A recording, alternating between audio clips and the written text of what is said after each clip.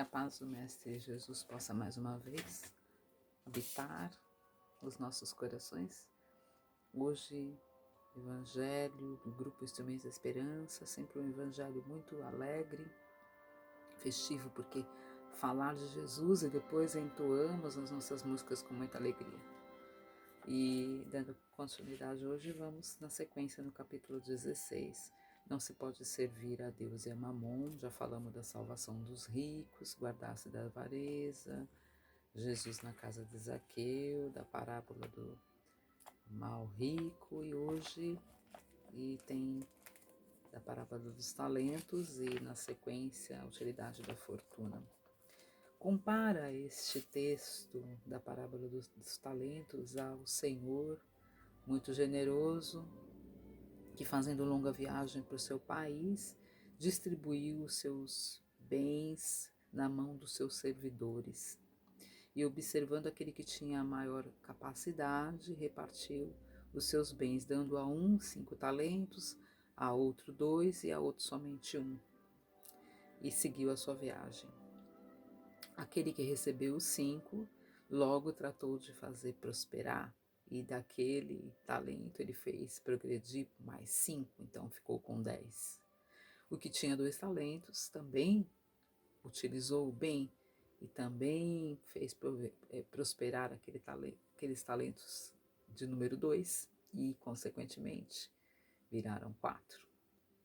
O último, por exemplo, como nos conta aqui a narrativa, não foi um fiel servidor e, com medo de não utilizar o bem, acabou escondendo, guardando e não utilizou o bem daquele potencial. E o Senhor, tendo voltado, restabeleceu então o retorno com os seus servos e perguntou ao primeiro o que havia feito com os seus 5 talentos. E o servo, como bom um homem de bem, regozijado, disse que tinha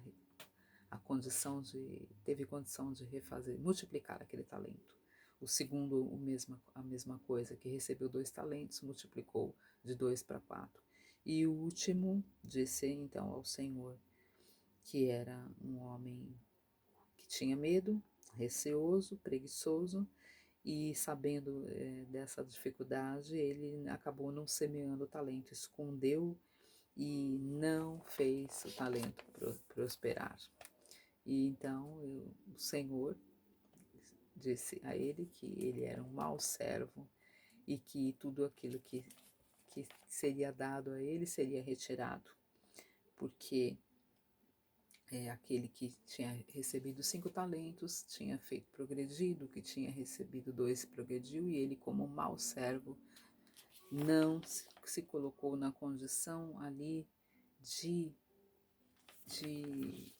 prosperar os seus bens e ficou com medo e acabou que se negando a construir um bem maior na sua conduta de homem duro, endurecido, não prosperou.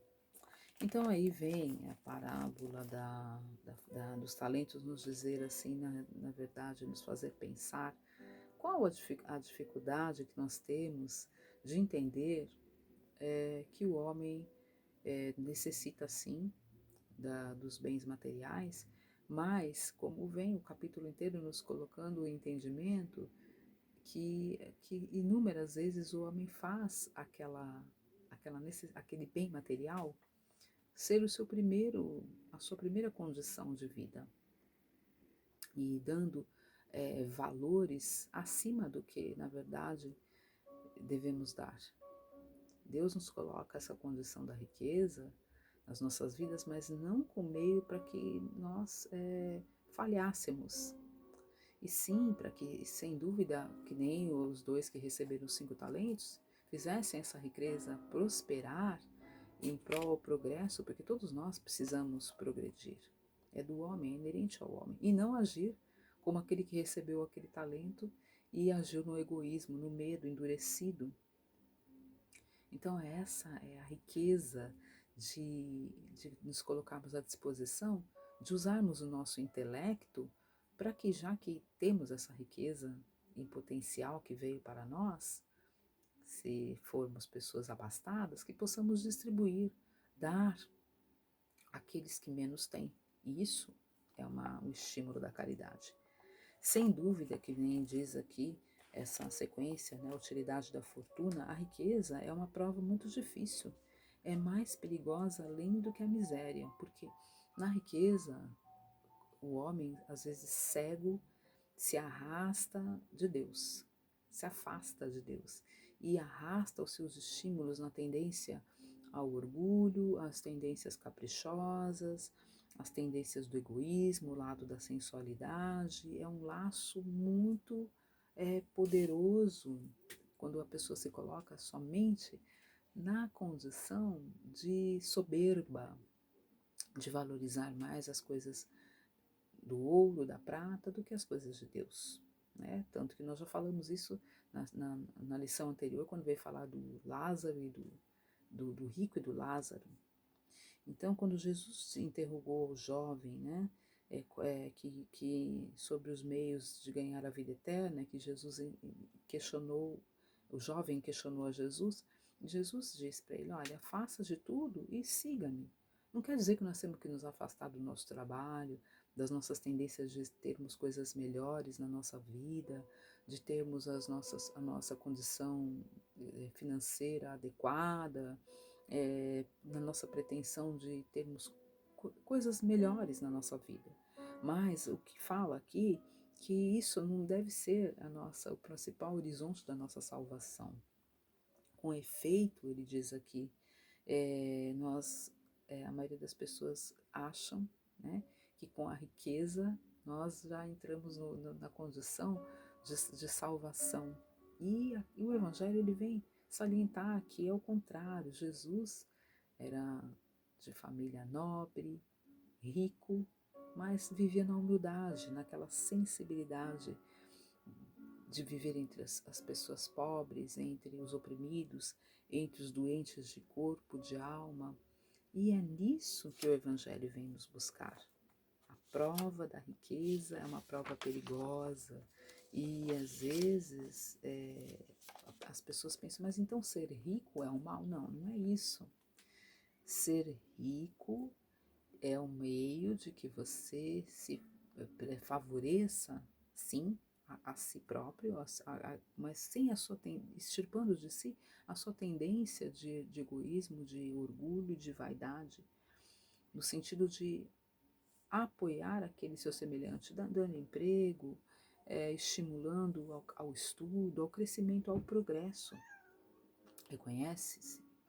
O objetivo desse texto é que a riqueza não é um mal, mas sim um instrumento que Deus coloca na mão das pessoas para que possa servir de progresso material e também o intelectual, para nós e para aqueles que estão ao nosso lado.